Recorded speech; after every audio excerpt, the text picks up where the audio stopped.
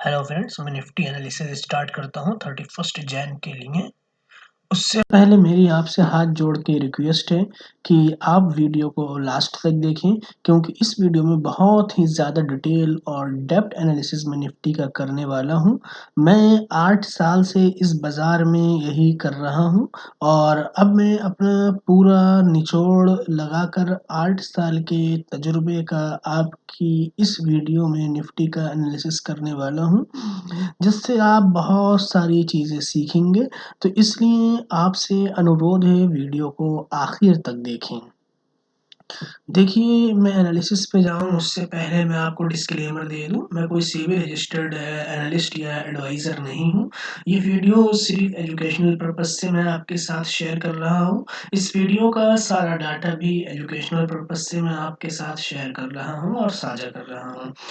देखिए, निफ्टी का आज का मैंने डेली चार्ट लगाया हुआ है और डेली चार्ट में आज निफ्टी का ओपन 208 और हाई 373 था, क्लोज 106 और लो 17,077 था। मैं सारे चार्ट्स के ऊपर डिस्कस करूँगा, उससे पहले मैं एफआईआईज़ का डाटा और ऑप्शन चेन के ऊपर डिस्कस करूँगा।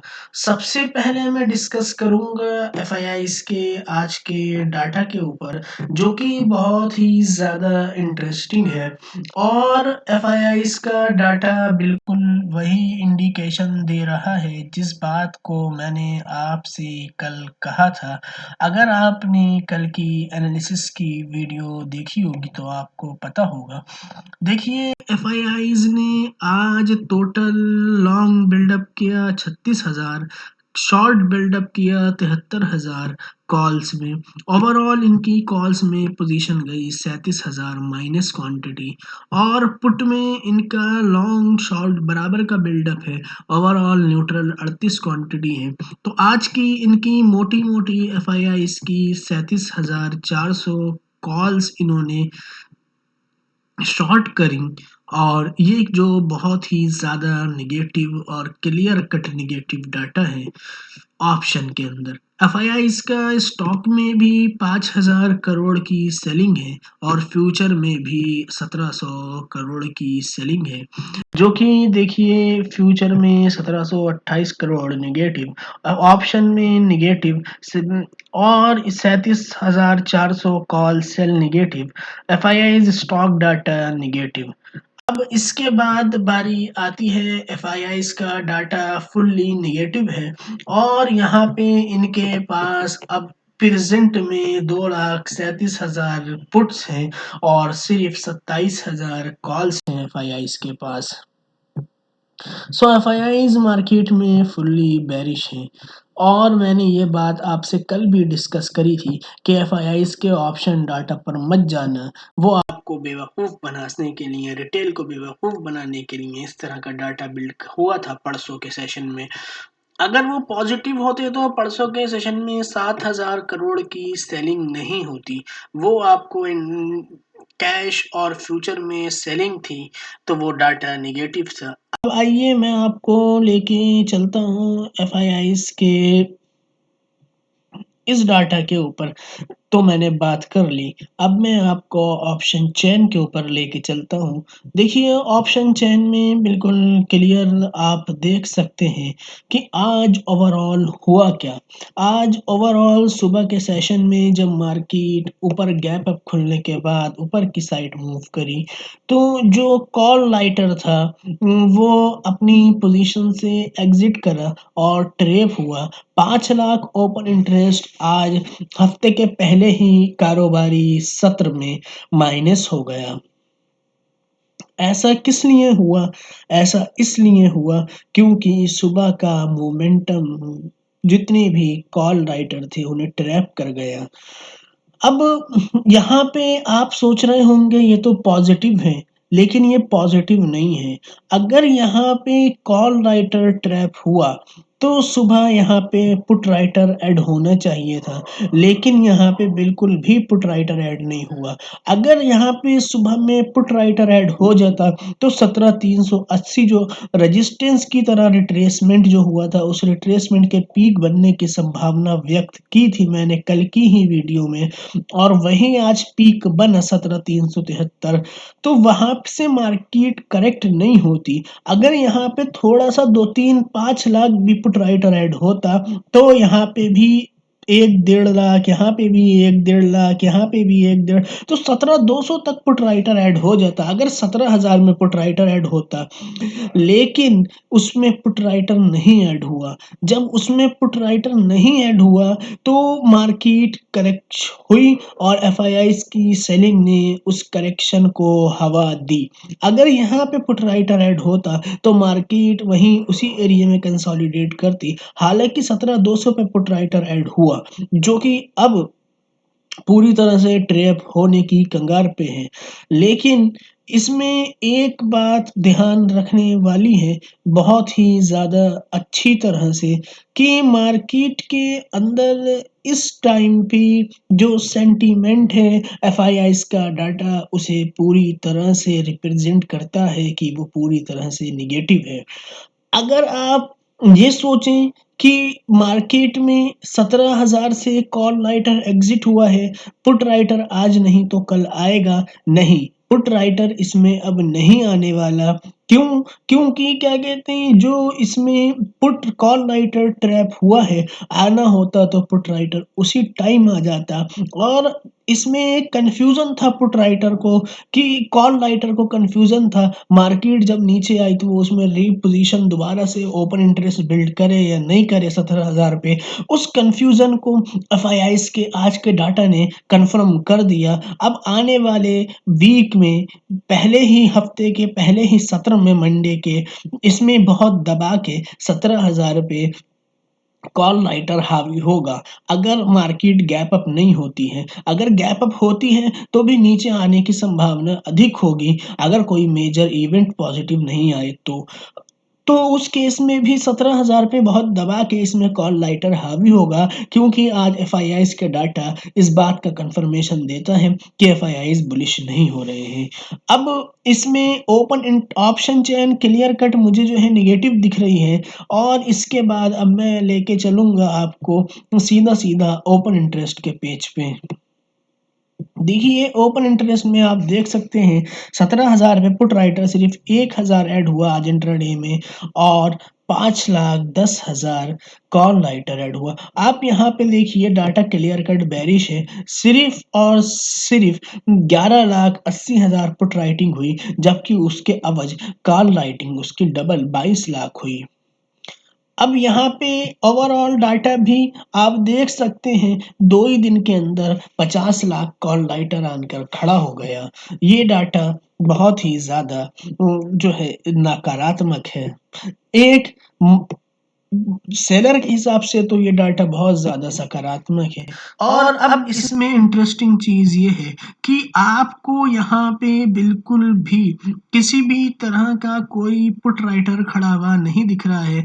जो भी पुट राइटर पहला खड़ा है 16,800 पे, क्योंकि 16,800 मल्टी टाइम का बॉटम है। उसके बाद 16,700 पे, आसपास में कोई भी आपको पुट राइटर खड़ा नहीं दिखेगा। क्यों? क्योंकि मार्केट का सेंटीमेंट डाउन है। अब मैं आपको ये 16,800 का थ्योरी क्या है, इसको मैं आपको चार्ट पे ले जाके समझाता हूँ। फिलहाल ऑप्शन चेन में भी मैं आपको बता दूं कि ऑप्शन चेन में जो है 17,000 की जो सी है वो बहुत ज़्यादा वीक है, और 17,500 की सी जो है वो बहुत ज़्यादा स्ट्रांग है। अगर दोनों तरफ से इसमें सी वाला ही हावी है, और एक तरफ से सी वाला मर रहा है, दूसरी तरफ से सी राइटर ही हावी है, तो इसका मतलब मार्केट का सेंटीमेंट वीक है। यहाँ पे आप देखिए, इसके अवज सिर्फ और सिर्फ पुट राइटर कुछ भी नहीं। लेकिन ये डाटा जो है आज इसमें देखिए लगभग ये डाटा डबल हुआ, 13 लाख ओआई ऐड हुई, इसमें 105% ओआई चेंज आई है पॉजिटिव। तो यहाँ पे दोनों तरफ से जो है आपका एक तरफ ऊपर के लेवल पे कॉल राइटर हावी है, नीचे के लेवल पे कॉल राइटर भाग रहा है, तो इससे ये बात जग ज़ाहिर होती है कि कॉल राइटर भाग रहा है, लेकिन पुट राइटर ऐड नहीं हो रहा है। तो इसका मतलब आज एफआईआईएस के डाटा ने ये कन्फर्मेशन दे दी कि आगे कॉल राइटर हावी रहेगा। तो 17,000 वीक था, पर अब ये 17,000 स्ट्रॉन्ग सी बनेगा और ओआई के हिसाब से 17,500 है, तो ये डाटा नेगेटिव है। आज के एफआईआईएस के डाटा के हिसाब से अब ये 17,000 का सी वीक नहीं रहा, अब ये 17,000 के सी में स्ट्रॉन्ग ओआई बिल्ड होगा। तो अब सपोर्ट एरिया जो है 16,800 है, 17,400 रेजिस्टेंस एरिया है। अब इसमें चलिए मैं आपको 16,800 और 17,400 की तो मैंने आपको थ्योरी बताई है कि देखिए इसमें 17,400 मैंने कल की वीडियो में भी डिस्कस करा था। ये देखिए कितनी बार का मल्टी टाइम इसमें रिट्रेसमेंट रहा, 16,380 फिर ब्रेकआउट हुआ। ये डेली चार्ट है, कितने दिन रिट्रेसमेंट रहा। फिर उसके बाद मैं थोड़ा सा चार्ट को बड़ा कर देता हूँ आपकी सुविधा के लिए।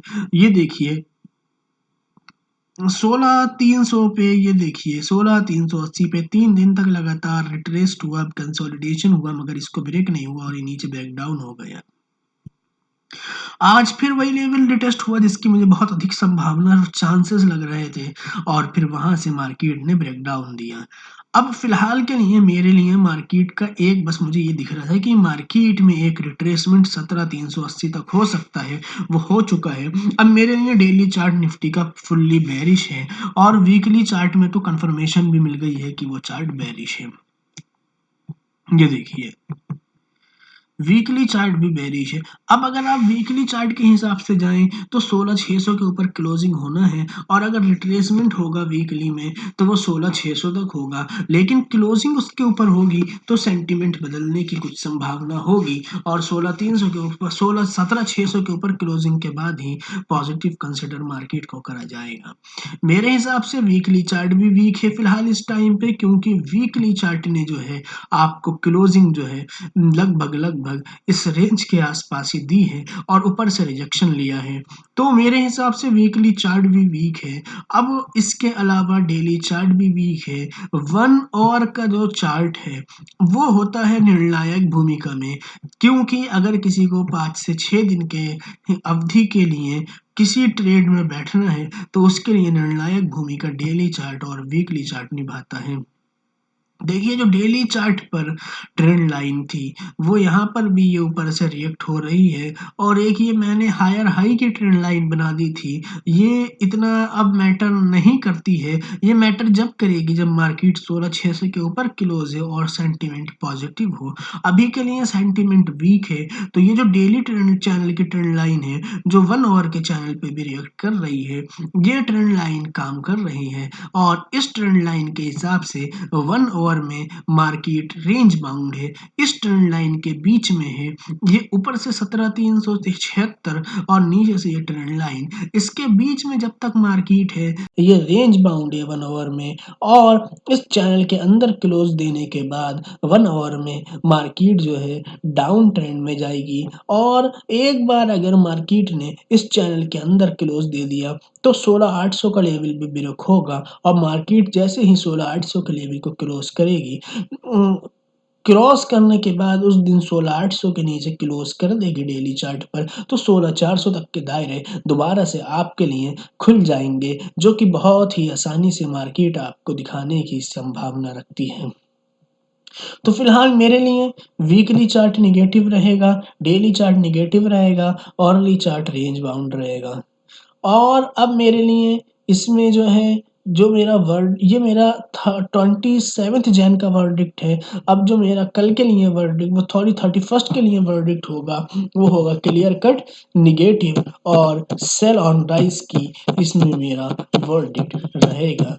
और अगर कोई स्विंग ट्रेडर किसी भी स्विंग ट्रेडर को कोई एंट्री मिलती है तो ये ध्यान रखिए, सेल ऑन राइस का वर्डिक्ट निफ्टी में है तो रिवर्सल मिले तो ही एंट्री लीजिए, स्ट्रिक्ट स्टॉप लॉस के साथ एंट्री लीजिए। रिवर्सल मिले तो एंट्री लीजिए, नहीं रिवर्सल मिले तो हो सकता आप वेट करिए, क्योंकि अगर रिवर्सल नहीं मिलता है, निफ्टी राइज करता है और निफ्टी में जैसे डाउनफॉल दोबारा से स्टार्ट होगा तो आपको और बेहतर लेवल पर एंट्री मिलेगी। उस और बेहतर लेवल पर एंट्री मिलेगी, वहां से रिवर्सल मिलेगा तो पॉसिबिलिटीज टारगेट मिलने की और भी ज्यादा होंगी।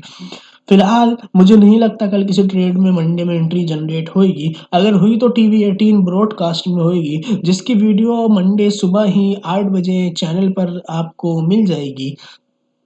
उसमें एंट्री जनरेट होएगी, अगर हुई तो क्योंकि उसी का रेट आस-पास आ रहा है और उसमें एंट्री जनरेट हुई तो हम नीचे के लेवल टच होने पे एंट्री नहीं करेंगे, रिवर्सल पे एंट्री करेंगे। उसकी जब मंडे की सुबह 8 बजे वीडियो चैनल पर आए, तो आप उसे डिटेल में देख लेना। मैंने आपको दिखा दिया कि मार्केट ये एक ऊपर नीचे डाउन फेस में है, डाउन ट्रेंड में एक ये इसका रिट्रेसमेंट हो सकता था, जो हो गया है अर्ली चार्ट पर। अब मार्केट में बस ये हो सकता है एक सेल ऑन राइज़ हो। मैं आपको थोड़ा-सा ड्रॉ करके दिखा देता हूँ कि इस तरह से अब मार्केट में बहुत कुछ हुआ तो हो सकता है अर्ली चार्ट पे यूँ करके इस तरह से मार्केट गिरे, लेकिन ये सेल ऑन राइज़ होगा। ये ध्यान रखिए, ये बाई का सिग्नल जनरेट नहीं होगा और एफआईआईज़ का डाटा इस बात को कन्फर्म करता है और 17,000 के सी में जो लोग घबरा रहे थे दोबारा री-एंट्री में नीचे के शाम के सेशन में, उनके लिए भी एफआईआईज़ का डाटा एक कन्फर्मेशन लेकर आया है। अब 17,000 के सी में बहुत ज़बरदस्त ओआई बिल्ड होगा मंडे में और इधर जो है मार्केट हो सकता है मंडे में ही 17,000 का लेवल ब्रेक कर दे। इसकी बहुत ज़्यादा संभावना है अगर कोई मेजर इवेंट या कोई बहुत अच्छी पॉजिटिव न्यूज़ नहीं आती है तो। हालाँकि बजट जब आएगा तो हम बजट की एक्सपेक्टेशन नहीं रखते हैं, हमें चार्ट सब कुछ बता देगा, चार्ट की रिएक्ट करेगा, हम चार्ट को नेक्स्ट डे फॉलो करके उस हिसाब से रिएक्ट करेंगे। सो गाइस, ये था निफ्टी का एनालिसिस। पसंद आया हो तो आप इसे अपने जानने वालों के साथ भी साझा और शेयर करिए, चैनल को सब्सक्राइब करिए। Thank you guys, that's all I have to से।